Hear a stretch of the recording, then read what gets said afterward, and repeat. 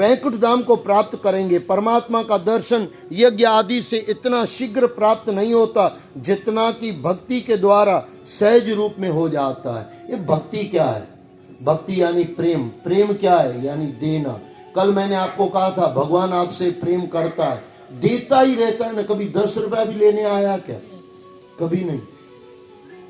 भगवान सिर्फ देने आता है। जिस दिन आप देने वाले हो जाओगे ना, सब देवता बन जाओगे। ये कई लोग बोलते हैं 33 करोड़ देवी देवता कभी हुए थे क्या? हुए थे। मैं तो बोलता हूं गारंटी से हुए थे। आप बोलोगे नाम बताओ, आप हिंदुस्तान के सबके नाम बताओ। सबके नाम पता है क्या आपको? कंप्यूटर पे बैठोगे तो वो भी बताएगा इन फिट, इतने सब फिट नहीं होंगे, पता नहीं कितने कंप्यूटर रखने पड़ेंगे। बात बरोबर समझना। मैं क्या कहता हूं कभी दुनिया पूरी जुड़ी हुई थी। जो भी लोग थे ना, सब देवता थे, सब देते थे एक दूसरों को। जब से हम पैदा हुए ना, तब से सब देवता आए। पहले सब देवता ही थे। उस अर्थ में 33 करोड़ देवी देवता, सब देवता थे। होगा ना, क्यों नहीं होगा? एक अगर देने वाला हो जाए तो लाखों उसमें से खा सकते हैं, लेकिन लाखों देने वाले हो जाएं तो वहां पे ही कहा गया 33 करोड़ देवी देवता।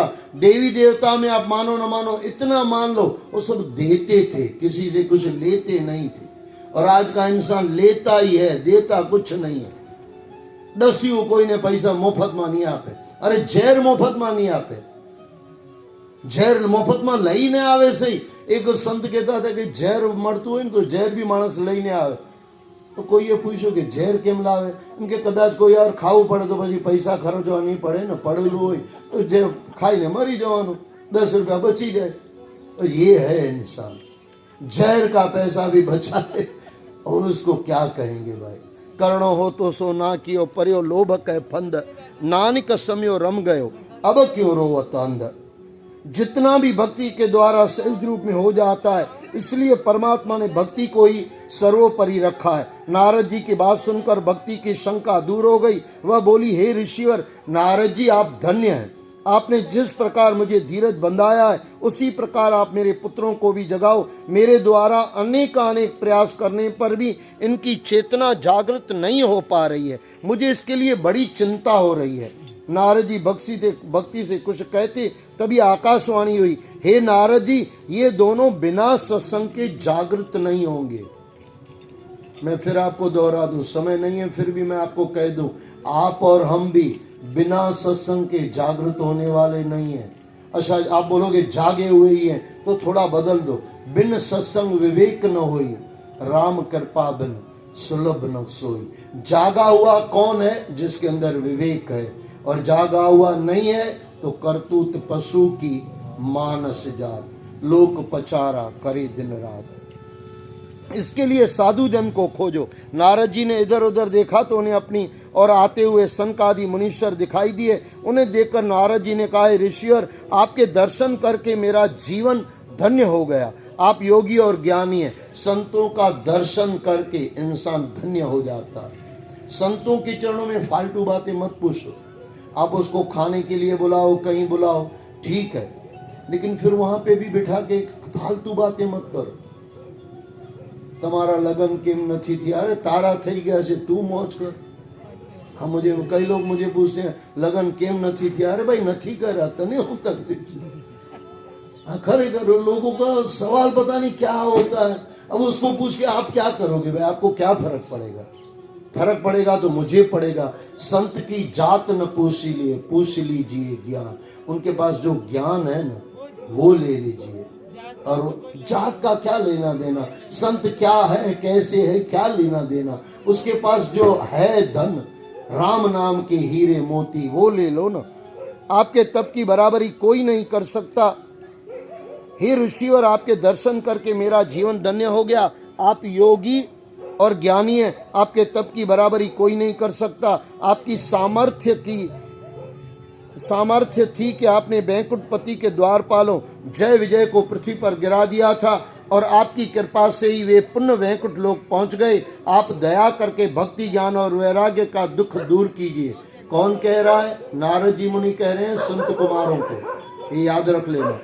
जिससे चारों वर्णों में आपका यश फैले और कलयुग में जन्म लेने वाले प्राणियों का जीवन शुद्ध और पवित्र हो जाए। नारद जी की प्रार्थना सुनकर संत कुमारों ने कहा, नारद जी, श्री श्याम सुंदर के सभी दासों में आप सर्वश्रेष्ठ हैं। आपने जिस प्रकार भक्ति को उपदेश देकर उसका दुख हरण किया है और भक्ति को ज्ञान तथा वैराग्य से उत्तम माना, वह अपने आप में सर्वश्रेष्ठ उदाहरण है। प्राचीन काल में महात्मा लोग ज्ञान और धर्म पालन को ही संसारी लोगों को वैकुंठ जाने का मार्ग बताया करते थे, परंतु वह ज्ञान का मार्ग अत्यंत कठिन था। उस मार्ग को बताने वाला कोई उत्तम गुरु भी उस कलयुग में नहीं मिलता। इसलिए आज के युग में जो कोई भी सच्चे मन से श्रीमद् भागवत की कथा को सुनता है, उसे वैकुंठ जाने का मार्ग मिल जाता है। कल से ये मार्ग शुरू हुआ है। अच्छा, ये बात याद रख लेना। आप बोलोगे वैकुंठ, ये भागवत कथा तो आप करते नहीं हो, सत्संग ही कर रहे हो। भगवान की कोई भी कथा भागवती है। अगर आप मान सको तो रामायण में भी भागवती है। भागवत कल मैंने आपको अर्थ दिया था। भागवत यानी या तो भगवान या तो भगवान का भगत, ये होता है। अब भगवान में रामायण के अंदर भगवान राम है और भक्तों की कहानियां। अब भक्तमाला पढ़ रहे हो तो भी आप भागवत ही कर रहे हो। भागवत यानी भगवान का, फिर भगवान की कथा, भगवान का सत्संग, साधुओं का सत्संग, ये सब भागवत है। परमात्मा के श्री चरणों में अगाध भक्ति और प्रेम बढ़ाने का इससे उत्तम कोई अन्य मार्ग नहीं है। ऐसा सुनकर नारद जी ने संत कुमारों से कहा, आप सत्य कहते हैं ऋषिवर। मैंने वेद व गीता का अध्ययन करके ज्ञान वैराग्य को जगाने का बहुत प्रयास किया पर उसमें चेतना नहीं आई। अब आप ही बताइए कि श्रीमद् भागवत की कथा कहने से वे किस प्रकार से जागेंगे। संत कुमारों ने कहा, ऋषिवर जी, नारद जी, सभी वेदों का सार तत्व श्रीमद् भागवत में निहित है। उसके एक एक श्लोक व पद में वेदों का अर्थ दूध में घी की तरह भरा हुआ है। दूध में दूध में घी है, लेकिन दिखाई देता है क्या? पूरी क्रिया है, वो करना पड़ेगा। अब आप बोलोगे मैं दूध पी लूं उसमें से घी निकल जाए, अंदर थोड़ी होगा। अंदर तो आपने नाश कर लिया। लेकिन संतों के चरणों में बैठ के जब आप सुनते हो और भागवत के श्लोकों को सुनते हो, अच्छा भगवत की गीता सुन, मैं फिर दोहरा दूं, गीता बोलो, रामायण बोलो, जो भी सत्य ग्रंथ आप पढ़ रहे हो, गुरु ग्रंथ साहब पढ़ रहे हो, प्रेम प्रकाश ग्रंथ पढ़ रहे हो, ये सब भागवत है, सब भागवत। आपकी और मेरी बात भी भागवती है। अरे दुर्योधन भी भागवत की कथा है। दुर्योधन में दुर्योधन की कथा आ जाए, वो भी भागवत की कथा है, क्योंकि भागवत में उसका नाम आ गया। उसके एक एक श्लोक व पद में वेदों का अर्थ दूध में घी की तरह भरा हुआ है। उसका उचित मंथन करके ही घी को प्राप्त किया जा सकता है। श्री वेदव्यास जी ने वेदों का मंथन करके उसके सार तत्वों को श्रीमद् भागवत में भर दिया। आप तो सब जानते हैं, फिर अनजान क्यों बने रहते हैं। श्री नारायण ने श्रीमद् भागवत के 4 श्लोक को श्री ब्रह्मा जी को सुनाए थे। आपने भी उन्हें सुना था और उन्हें अपने श्री वेदव्यास जी को बताया था। वेदव्यास जी ने उन्हें विस्तार देकर श्रीमद् भागवत की रचना की। वह कथा सभी प्राणियों को दुख हरण करने वाली है और इस संसार की मोह माया से उसका उद्धार करने वाली है। नारद जी ने गदगद होकर कहा, ऋषियों, भाग्य से ही सत्संग प्राप्त होता है। आपके दर्शनों से यह सौभाग्य आज मुझे प्राप्त हुआ है। अब आप मुझे यह बताइए कि इस भागवत कथा का पारायण कहाँ पर करना है और कितने दिनों में करना है। अब इसके बाद हम लोग जो खाली यहाँ पे, उसके बाद अब थोड़ा ध्यान से सुनना। 3 अध्याय से संत कुमार की बातें आती है। संत कुमार के पहले से अध्याय से आया। अब इसके बाद आता है आत्मदेव ब्राह्मण। आपने कहानी सुनी होगी, लेकिन फिर मैं आपको दोहरा दूं, जिन्होंने भी नहीं सुनी है, पूरी कथा श्रीमद् भागवत की कथा भागवत मैंने दिया हुआ है YouTube के अंदर। 16 सेकंड दिए हुए हैं। जब तक आप सुनोगे 4 सेकंड दूसरे भी आ जाएंगे। हाँ, 6 सेकंड मैंने दिए हुए हैं, 4 सेकंड या 6 और बाकी, क्योंकि 12 सेकंड है। गिनती में मैं बचपन में भी अक्ल नहीं थी, आज भी नहीं है। 6 और 6 12 है, 6 आ गया है, 6 बाकी है। तो जब तक 6 सुनोगे 6 दूसरे आ जाएंगे। लेकिन ये बराबर समझना, एक एक अध्याय से है, पहले से है, लेकिन यहाँ हम समय के हिसाब से नहीं ले पा रहे हैं। लेकिन इसके बाद उसका श्रीमद् भागवत की समय सप्ताह विधि और उसका फल, सप्ताह विधि मैं आपको आगे कह के आया। लेकिन चौथे अध्याय से यहाँ पे जो चल रहा है, चौथा अध्याय सप्ताह सुनने वालों का नारायण का दर्शन और आत्मदेव ब्राह्मण की कथा। यहाँ से हम थोड़ा आत्मदेव ब्राह्मण को बराबर समझ लें। देखो, आत्मदेव ब्राह्मण कितनों ने कथा सुनी है, थोड़ा सुनाने में मुझे कुछ समझना है। कितनों ने आत्मदेव ब्राह्मण की कथा सुनी है? हाथ थोड़ा उठा लो, थोड़ा। कितनों ने सुनी है? भागवत सुना है आपने? आत्मदेव ब्राह्मण, हाँ, ताली बजाओ माता। एक तो है आत्मदेव ब्राह्मण, हाँ, वहां पे भी दूसरे 2-3 हाथ हैं, ताली बजाओ भाई, अच्छी बात। नहीं सुननी है, थोड़े में सुन लो, और पूरा सुनना है तो फिर वो YouTube में चले जाना, इंदर उदासी के नाम से। नहीं मिले तो हम लोग एक काम करेंगे, 7 दिन के अंदर एक ग्रुप बना लेंगे, उसमें मैं पहले से डालते जाऊंगा और आप सुनते जाना। और बस बढ़िया है, उसका पूरा भागवत की जो कहानियां हैं ना, कहीं आपको नहीं मिलेगी। आजकल कोई कहता नहीं है, क्योंकि सत्संग जरूरी हो गया है, तो सत्संग ही देते हैं ज़्यादातर वक्ता सब। अब मुरारी बापू की कथा सुनो, उसमें राम से ज़्यादा ऑफर हमारी कथा है, क्योंकि व्यथा हमको है, कथा उनके पास है। तो व्यथा दूर करनी है, इसके लिए सत्संग चलाना पड़ता है। तो पूरी कथा वहाँ पे सुन सकते हो। आइए फिर से एक ग्रुप बाद में हम बना लेंगे, जिसको भी उसमें जुड़ना है जुड़ते जाना, फिर वहाँ पे आपको सब दिया जाएगा, आप बैठ के YouTube में वो सुन सकते हो। आत्मदेव ब्राह्मण, थोड़ा सुनना इसको, थोड़े में मैं लूँगा क्योंकि आगे भी मुझे चलना है। आत्मदेव ब्राह्मण था, भगवान का प्यारा भगत था, सब कुछ था भगवान का दिया हुआ।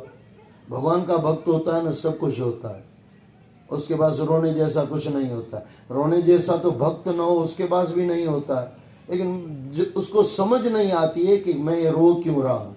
भगवान के भगत को समझ नहीं आती है, लेकिन भगवान का बंदा तो कभी राम का दास कभी नहीं उदास। अगर है उदास तो राम का नहीं, रावण का दास। ये सीधा पकड़ लेना, जिसका जो माल है बराबर समझ लेना। अपनी गलती सुधारो, बस हो गया भजन, आदत बुरी सुधारो, बस हो गया भजन। तो आत्मदेव ब्राह्मण परमात्मा का दिया हुआ सब कुछ था, औलाद नहीं थी। एक बात याद रखना, कुछ तो बाकी रहेगा। सब संसार में कभी किसी को नहीं मिलता है, कुछ बाकी है। अच्छा, कुछ बाकी है ना, वो परमात्मा ने सोच समझ के नहीं दिया है, यही मैं कहना चाहता हूँ। आत्मदेव ब्राह्मण को औलाद नहीं थी। आज के जैसे लोग हैं ना, पुराने जमाने में भी ऐसे ही थे। आत्मदेव ब्राह्मण के पास आते, बोले तू इतनी भक्ति करता है, फिर भी तुझे बेटा नहीं है, फिर भी तुझे बेटा नहीं है। सब चढ़ावे, वगर कारण चढ़ावे, चढ़ावी ने પછી નીચેથી કળાવ, नीचे तोड़ी भी ना के, हाड़ पिंजर भी तोड़ी ना के, बार बार कहा गया। तो आत्मदेव ब्राह्मण को लगा कि ये बात तो बराबर है, भगवान ने मुझे दिया नहीं है। अभी ये थोड़ा सोच रहा था क्या करूं, कैसे करूं। जो भी उसको करना था सब कर लिया, लेकिन हुआ नहीं कुछ, औलाद हुई नहीं। अभी ये निराश होके जंगल में गया। जंगल में गया तो ये सोच रहा था वो मर जाऊं, औलाद है नहीं, मर जाऊं, क्या करूं मैं। मरने के लिए तैयार हुआ। अब भगवान का भक्त है तो बचाएगा भी भगवान ही ना। हमको भी भगवान बचाता है, भक्त को तो ज्यादा ही बचाता है, सीधी सी बात है। जैसे प्रहलाद को बचाया, वहां पे नारद मुनि ये, वहां पे एक संत आए। संत ने आके उसको पूछा, बोले आत्मदेव क्या है भाई, क्यों मरना चाहता है? बोले भाई औलाद नहीं है, बेटा नहीं है। अरे बोले बेटा नहीं है बेटे, उसका क्यों दुख है? बोले बाबा वंश कौन चलाएगा, घर में दिया कौन जलाएगा? उस संत ने जो वहां पे कहा ना, ये थोड़ा सुन लेना। बोले बेटे तू चला जाएगा, फिर घर में दिया जलाने वाला हो न हो, तेरा क्या लेना देना। कई माताएं मुझे भी कहती है, बाबा घर में कोई दिया जलाने वाला नहीं है। अब मर जाओगे तो फिर क्या भूत बन के आओगे क्या? घर में देखने आओगे दिया जल रहा है कि नहीं दिया रहा। आप जब तक जिंदा हो दिया जलाते रहो, दूसरों का भी जलाओ, अपना भी जलाओ। किसी का बुझाओ मत। लेकिन मरने के बाद भी लोगों को चिंता है, मेरा नाम कौन चलाएगा।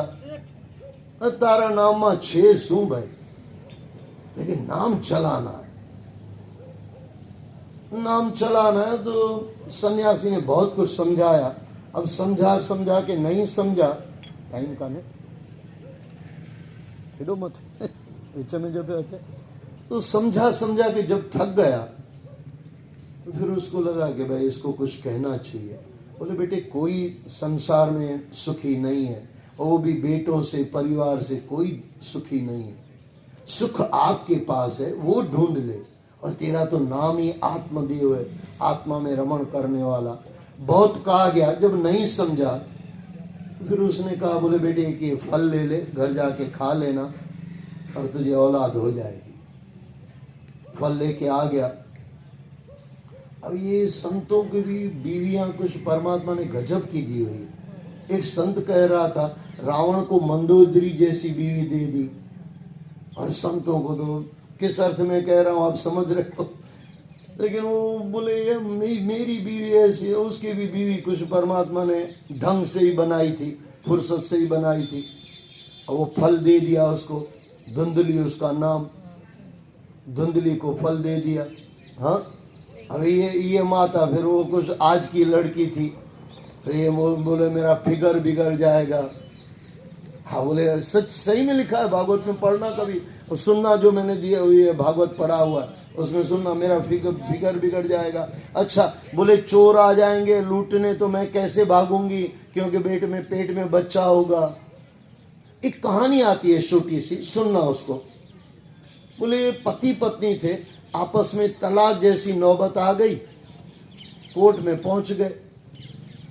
तो जज को बोला पत्नी ने मेरे बेटे को वकील बनाना है, और ये हमारे आपके भाई साहब बोले हमारे पति मानते नहीं है। तो उसने जज ने उसको पति को पूछा भाई आपके डॉक्टर क्या दिक्कत क्या है। बोले मेरे बेटे को मुझे डॉक्टर बनाना। अरे बोले ठीक है, लेकिन अपने बेटे को बुलाओ तो थोड़ा उससे तो पूछे उसको क्या करना है। बोले वो पैदा थोड़ी हुआ, अभी हमारी प्लानिंग चल रही है, प्लानिंग में झगड़ा हो गया, उसमें से हम लोग डाइवोर्स लेना चाहते हैं। बस ये है इंसान की।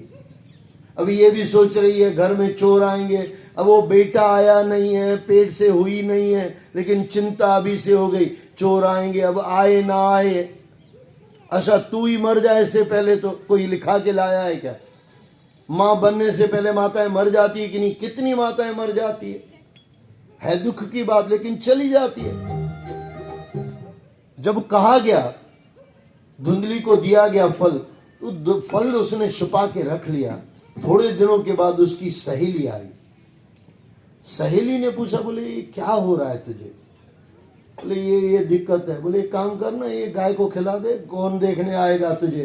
पाप करते हैं पता थोड़ी है कौन देखने आएगा, पता है देख रहा है कोई। अच्छा एक बात याद रखना, पाप करते समय आपको कोई देख रहा है नहीं देख रहा है, लेकिन आप खुद को तो खुद देख रहे हो कि नहीं? 30-40 बरस मैंने पहले किसी का 10 रुपया खाया था। कम से कम भाई साहब के सामने मैंने 50 बार बोला होगा, कम से कम 50 बार 10 रुपया मैंने खाया था। आज तक मैं भूला नहीं हूं, 10 रुपया खाया, अभी तक याद है। अब जब बोला गया तो उसने गाय को खिला दिया। गाय को खिला दिया तो इसको टेंशन तो हो गया, क्योंकि संत ने फल दिया है। संत का दिया हुआ फल वो धुंधली को भी पता था कि औलाद तो होनी चाहिए, क्योंकि पति फिर तो वापस पूछेगा। अब ये टेंशन में रहती थी। इतने में थोड़े दिनों के बाद इसकी बहन आई, धुंधली की बहन आई। बोले क्या टेंशन है? बोले टेंशन यही है कि फल ऐसे, पूरी कहानी बता दी। बोले काम सुन, मुझे 9 बेटे हैं, अब 10वां पेट में है। बोले फिर क्या करें? बोले ये काम करना, जब ये पैदा होने का होगा मैं तुझे पहले ही बोल देती हूँ, 5-6 महीने में पेट हो जाएगा और ये आएगा बच्चा, तू ले लेना। अरे बोले पति को कैसे बताऊंगी? बोले ये काम करना, ऐसे बोलना ना, हमारे में मैके में गुजराती में भी कही मैके में सुआवर था, मैका था, ये शायद वहां से चला होगा, पहले होता होगा राम जाने, लेकिन वहां से सलोक आया। बोले माइका मा था इसे। मई का मत है पहली सुहावर कहाँ था, आज अभी भी होता है ना। हाँ, वो वहीं से चला होगा, वो कहीं भी से भी कुछ चीज चालू हो जाती है। तो वो फिर बोले ठीक है ये तो मैं कर पाऊंगी। थोड़े वो तुरंत उसने बोला, बोले भाई अब वो पति को भी पता नहीं है ये झूठ बोलती है। पति पकड़े न पकड़े, परमात्मा पकड़े न पकड़े, आपको खुद में पकड़ आ रहा है कि नहीं मैं गलत बोल रही हूँ, झूठ बोल रही हूँ। खुद को चेक करो, बार बार मैं ये कह रहा हूँ। तो जब वो पकड़ में आया कि भाई वो हमको जाना है, वो पति को बताया आदि आत्मदेव ब्राह्मण, वो तो खुश हो गया, दे दिया, बोले जाओ छुट्टी। आई मायके में એટલે બેનની પાસે ત્યાં रही, वहाँ उसको पैदा हुआ लड़का और लेके आ गई, ये हमारा। बोले इसका नाम क्या रखेंगे? आत्मदेव वाला बोले वो गुरु ग्रंथ साहब में भाई साहब को बोलते हैं, वचन निकालेंगे और पहला जो अक्षर होगा नाम रखेंगे। बोले नहीं नहीं ये मैंने जन्मा है, मैं इसका नाम दूंगी। बोले तू क्या नाम रखेगी? बोले धुंधकारी। वो धुंधली, धुंधली का पैदा हुआ धुंधकारी। अच्छा ये धुंध पता है? धुंध यानी अंधेरा, अंधेरा यानी अज्ञान, ये अज्ञान से भरी हुई है। और बेटे को भी सिखा दिया धुंधकारी। धुंधकारी जो धुंध में रहता है, पापों में रहता है, धुंधकारी। वहां पे जो फल गाय को खिलाया था वहां से भी बच्चा पैदा हुआ, क्योंकि ये संत का दिया हुआ है, सब संत का है। अच्छा जो संत का होता है वो संत के पास बैठ के करता क्या है? कान दे के सुनता है ना। कान दे के, आप क्या दे के सुन रहे हो? आंखों से भी सुन रहे हो, लेकिन ज्यादातर आप कैसे सुन रहे हो? कानों से सुन रहे हो। तो संत का दिया हुआ था। अब ये संत का दिया हुआ था तो बच्चा पैदा हुआ गाय में से, लेकिन पूरा आदमी जैसा, लेकिन काय गान जैसे, बड़ा कान ऐसे, कान का ये गाय के कान से पैदा हुआ, यानी बड़ा सुनने वाला, संतों को बड़ा सुनने वाला। अब धुंधली ने बोला इसका नाम मैं रखूंगा। आत्मदेव ने बोला भाई पहली बार गलती हो गई, क्योंकि तूने नाम इसका रखा। अब ये जो है ये मेरे हिसाब से आया है, मैं इसका नाम रखूंगा। बोले रखो। बाबा जी के पास आए तो बाबा जी ने नाम दिया गौकर्ण, उसमें से आ गया गौकर्ण मातम, वही मैं आपको बता रहा हूँ। अभी ये गौकर्ण दिया, नाम रखा गया। आगे चली बात। अभी ये धुंधली एकदम पापी इंसान, कितनों को मारता, कितनों को करता, अपने माँ को चिढ़ाता, सबको बस ऐसे ही उसका काम हो गया। और गौकर्ण वो तो कानों से संतों का सुनने वाला। एक पृथु महाराज थे, किसी कहानियों में आता है, पता नहीं कौन से महीने में आता है, वो भगवान से बोल रहे थे मुझे 1000 कान दो, मैं परमात्मा का नाम सुनता रहूं।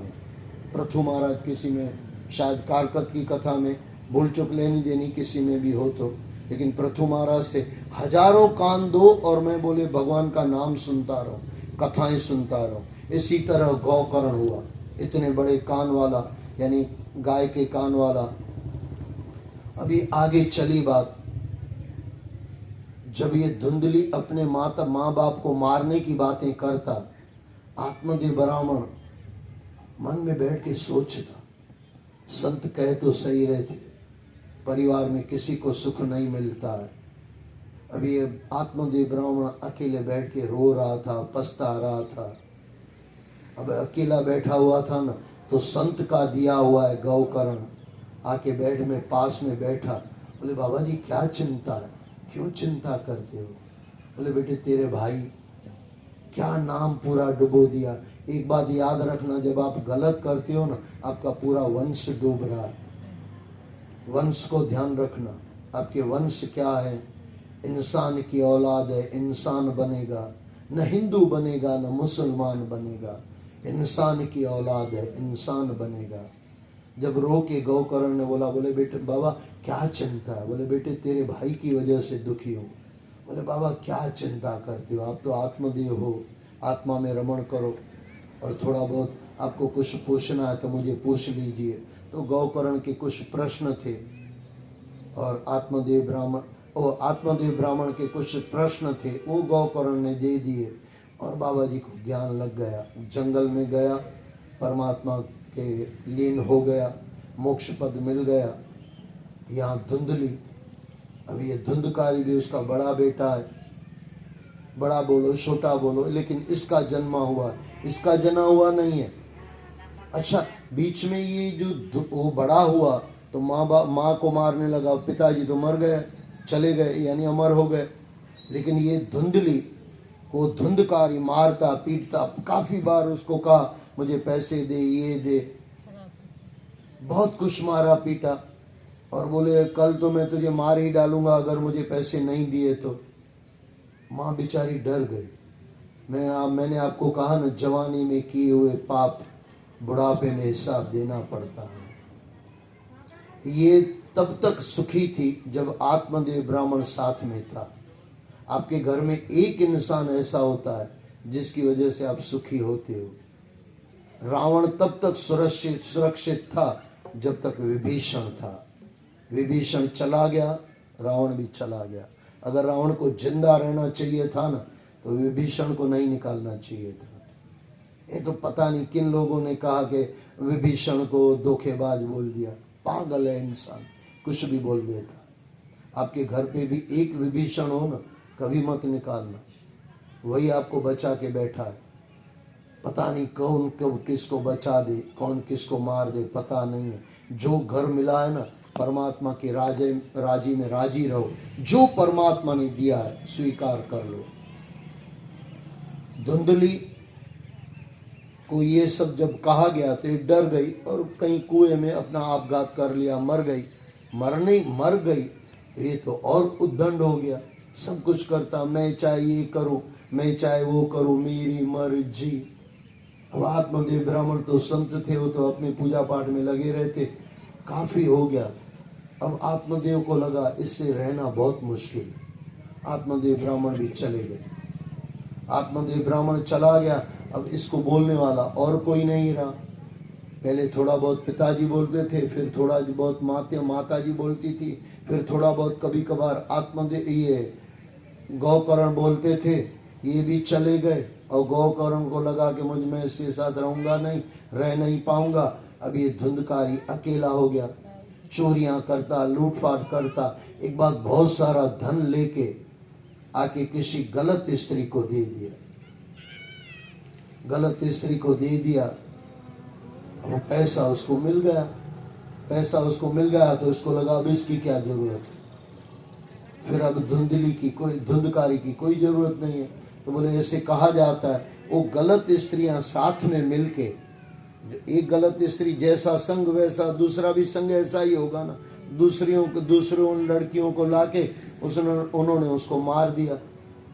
अब ये मार भी वो मर नहीं सकता था क्योंकि पापी था, पापी जल्दी मरता नहीं है। और दुखी हुआ, बहुत दुखी हुआ, बहुत खुश हुआ, लेकिन आखिर में उन औरतों ने उनको मार दिया। अब ये भूत बन गए। माँ मर गई और ये भाई साहब भूत बन गए। अब गौकर्ण महाराज जी अपने आश्रमों में कहीं घूमते रहे, दूसरों शहरों में घूमते रहे। एक जगह गए तो उन्होंने सुना कि मेरे माता जी गुजर गई, धुंधली गुजर गई। तो उनके लिए उन्होंने कुछ क्रियाक्रम किया, तो माता जी तो परमात्मा को मिल गई। संतों के कहने से, संतों की पूजा पाठ से बहुत कुछ हो सकता है, वो इसमें नहीं दिया गया धुंधली का। लेकिन उसके बाद जो धुंधकारी का इन्होंने सुना तो उन्होंने गया, जाके पिंड भरा दिया, सब हो गया। लेकिन बरसों के बाद गौकर्ण को लगा कि मैं अपने गांव जाऊं। कभी कभार लगता है कि बचपन देखूं कहाँ क्या था, अपना घर देख के आऊं, हर इंसान को लगता है।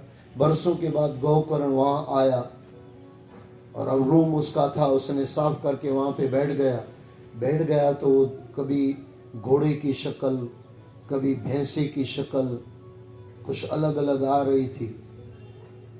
तो गौकर्ण ने पूछा, भाई कौन है तू, क्या संकेत देना चाहता है? बोले भैया मैं तेरा भाई हूं, धुंधकारी हूं, मैं बहुत पाप किए, लेकिन अब अक्ल आ रही है, अब मेरे पास कुछ रास्ता नहीं है, तू कुछ मुझे करके दे। और संत हृदय नवनीत समाना। गौकर्ण के आंखों में आंसू आ गए और उन्होंने कहा, भाई तेरे लिए क्या करूं मैं, तूने पाप ही इतने किए। बोले बाबा कुछ भी करो, आप ही बचा सकते हो, और तो कोई परिवार में है भी नहीं।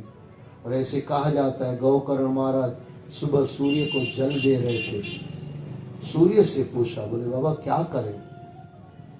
बोले बेटे संतों महात्माओं को पूछो, बैठाओ। फिर अंत में ऐसे कहा गया, सब एक निर्णय आया कि भागवत कथा करो। अगर भागवत कथा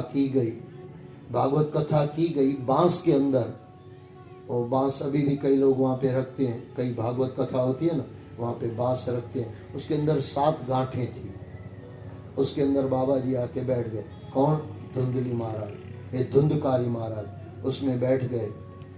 और एक दिन की कथा हुई तो वो एक गांठ फूटी, दूसरे दिन की कथा हुई, दूसरी गांठ फूटी, 7 दिन में 7 गांठ फूट गई।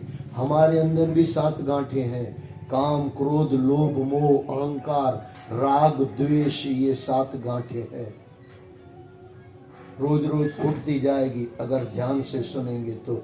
वहाँ आवाज होता है, यहाँ आवाज कुछ नहीं है, अंदर पता चलता है कि गांठें टूटती है। और इंसान अच्छा, ये ग्रंथ का मतलब होता है जो ग्रंथि तोड़े। कौन सी ग्रंथि? काम क्रोध लोभ मोह अहंकार राग द्वेष की ग्रंथि तोड़े, वो ग्रंथ।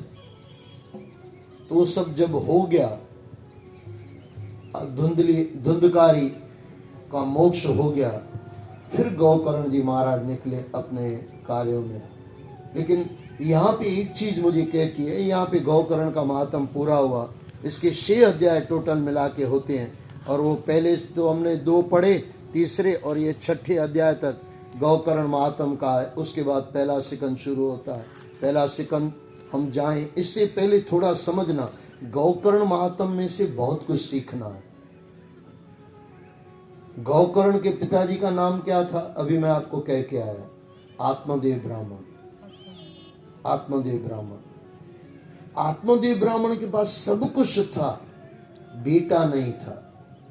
मैं कहानी में आगे कह के नहीं आया, लेकिन वहां पे वो संत ने उसको कहा कि तेरी माथे की लकीर बता रही है 7 जन्म तक तुझे बेटा नहीं होगा। अभी यहाँ पे थोड़ा समझना, गौकर्ण भगवान का भक्त था, इसके लिए अब इसके नसीब में लिखा हुआ था कि बेटे की मार खाएगा, बेटे का ना गालियां खाएगा।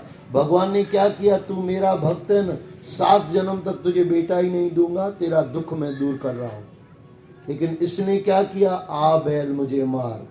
मैं कहना क्या चाहता हूं, भगवान ने कोई चीजें नहीं दी है ना, स्वीकार कर लो। बार बार परमात्मा तक फरियाद लेके मत जाओ। अभी ये फरियाद लेके गया, मरने तक आ गया, संत ने बताया, फिर भी नहीं माना। अगर मान गया होता तो, लेकिन हमारे लिए अच्छा नहीं होता, फिर ये गौकर्ण महात्म नहीं मिलता, भागवत नहीं मिलता। हकीकत है कि नहीं है? कल जैसे मैंने आपको कहा, परीक्षित को अगर श्राप नहीं मिलता तो आप और हम बैठ के क्या करते? डीजे सुनते, फिर डीजे पीजे और सोईजे, आजकल जो चलता। लेकिन फिर भी भाई साहब को फिर कौन सी कथा करवाते? भागवत कथा इसी के लिए तो परीक्षित महाराज की वजह से हो रही है, गौकर्ण महात्म की वजह से, गौकर्ण महाराज की वजह से हो रही है। जो भी हो रहा है अच्छा ही हो रहा है, जो भी होगा अच्छा ही होगा। ये गीता का बहुत बड़ा संदेश है, तो ये बराबर समझना चाहिए। अगर इतना समझ बंद क्यों सुन थोड़ा, इतना अगर समझ में आ जाए ना, टाइम का है, परमात्मा जो भी कर रहा है हमारे लिए बहुत अच्छा है, उसमें अपनी टांग मत घुसाओ। थोड़ा शब्द तो आपको अटपटा सा लगेगा। परमात्मा की बातों में कबाब की हड्डी मत बनो। परमात्मा ने जो किया है, जैसे किया है, आपके लिए सोच समझ के किया हुआ है। कुछ दिया हुआ है तो बहुत कुछ सोच के दिया हुआ है, कुछ नहीं दिया है तो भी बहुत सोच समझ के नहीं दिया हुआ है। परमात्मा को दोनों शुक्राना करना, एक शुक्राना नहीं, जो दिया है उसका शुक्राना नहीं, वो तो करना ही है। जो नहीं दिया है उसका भी शुक्राना करना। मेरे पिताजी थे, अब वही हमारे गुरु, हम तो गुरु गद्दी वाले हैं। कल मैंने आपको कहा, मेरे पिताजी के पास आप जाओ ना, मेरा बेटा नालायक है, बोले बेटे भक्ति कर ले, छोड़ बेटे को। बेटा क्या तेरे साथ थोड़ी जाएगा, छोड़ बेटे को। अब ये तो संत कोई कहे तो किसी को बुरा लगता है, अब आप बोलोगे बाबा जी मेरा बेटा बिगड़ गया है, कुछ सुनता नहीं है, और मेरे जैसा कोई बोले भगवान की भक्ति करो। हकीकत यही है, वो बेटा नालायक बना है आपको भक्ति में जोड़ने के लिए। आत्मदेव ब्राह्मण का जो धुंधकारी था वो बिगड़ा हुआ था, इसके लिए वो वापस अपनी जगह पहुंच गया। अरे आपने नाम सुना होगा रामायण, तुलसीदास रामायण, कल शायद मैंने यहाँ पे बात कही थी तुलसीदास रामायण। एक सत्संग ज्यादा हो जाते हैं ना, फिर हम लोग भूल जाते हैं कहाँ कौन सी बात निकली। कुछ किताब तो होती नहीं है, ऐसे ही सब चलता है। लेकिन आत्मदेव ब्राह्मण की बात पूरी करके मैं आपको तुलसीदास की जो महाराज की बात बता रहा हूँ। ये तुलसीदास महाराज, उसकी बीवी, उसके अंदर ये तुलसीदास महाराज का बहुत प्रेम था, जबरदस्त प्रेम था।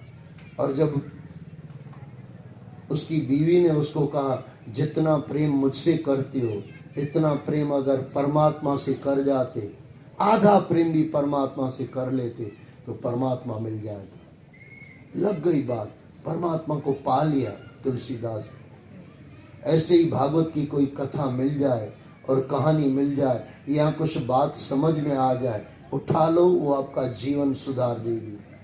इसी तरह जीवन में कोई दुख है तो वो भी संभल लो। आइए हम पहले सिकंद के अंदर प्रवेश करते हैं, लेकिन आधे मिनट के लिए नाम स्मरण कर लेते हैं, फिर आगे बढ़ेंगे। हरे कृष्णा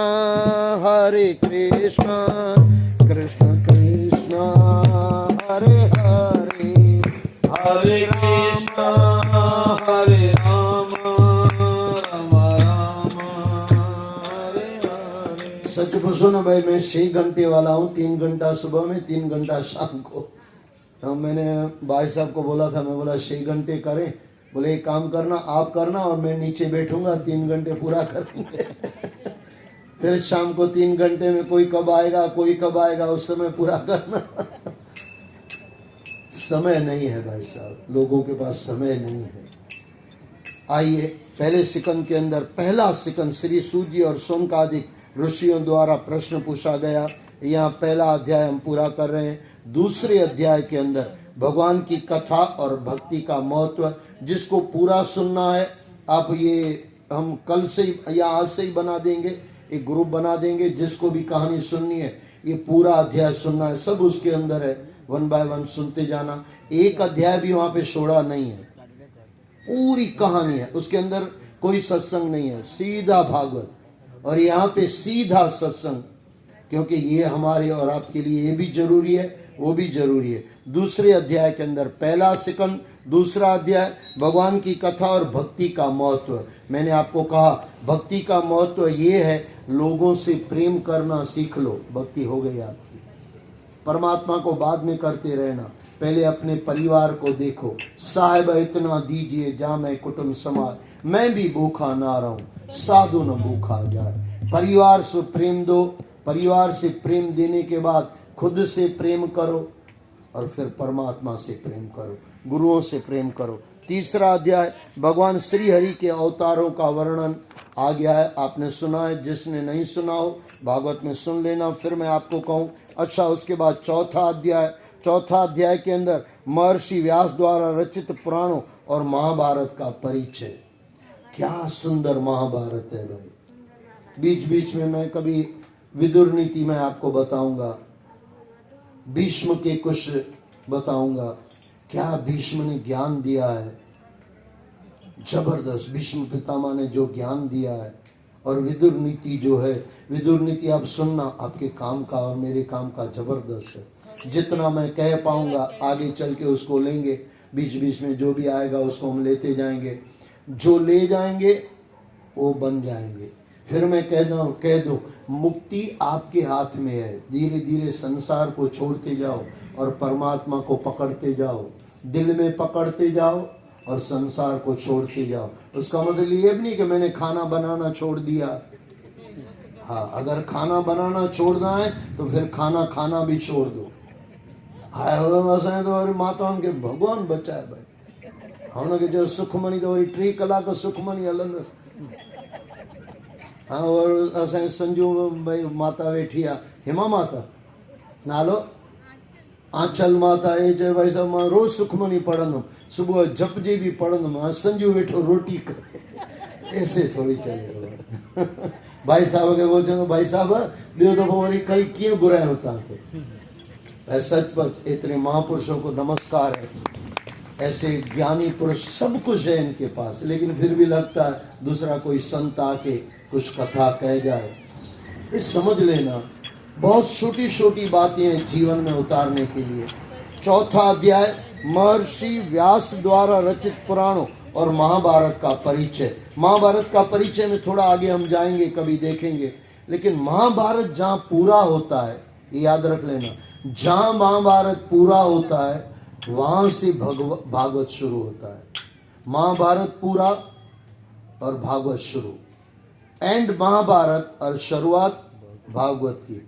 इसी महाभारत यानी झगड़ा लड़ाई है कि नहीं, आपने सुना होगा पूरा महाभारत, झगड़ा, और ये पूरा पता नहीं क्या क्या है, इसने उसको मारा, उसने इसको मारा, सब मार धाड़ की सब बातें।